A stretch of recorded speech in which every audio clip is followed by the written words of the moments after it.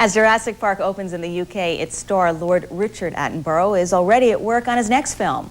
The director of such films as Gandhi, Cry Freedom, and Chaplin is trying something different this time out, as Sherry Sylvester reports. Don't break your neck there. Action.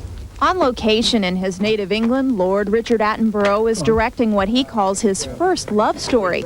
Shadowlands is based on the life of British author C.S. Lewis and stars Anthony Hopkins and Deborah Winger. It's very exciting for me because I've never done anything quite like that before. I tend to get labelled with tens of thousands of crowds and so on, whereas in truth what I love working with the other actors. But being an actor is another matter. 1 month shy of 70, the director took another risky move as he stepped in front of the cameras for the first time in 14 years. He plays billionaire John Hammond in Jurassic Park, the developer behind the amusement-turned-nightmare. When they opened Disneyland in 1956, nothing worked. Yeah, but John, if the Pirates of the Caribbean breaks down, the pirates don't eat the tourists. He took the role because he is a fan of director Steven Spielberg, who had already asked him to appear in 2 other films.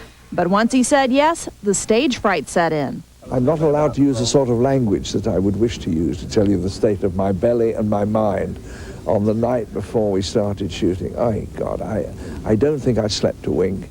And the director, producer, and actor who was knighted Sir Richard in 1976 recently added another title, Lord, named by the Queen as a peer to the House of Lords. He got the word while working on Shadowlands. All responded appropriately to the lofty title. The entire crew, about 60 of them, were all wearing gold coronets.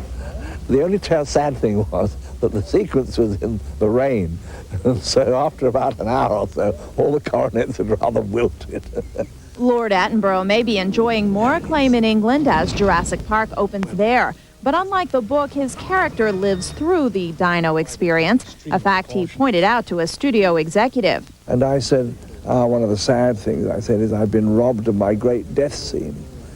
He said, well, you may have been robbed of a death scene. You may not have been robbed of a sequel. Not too fast, young man.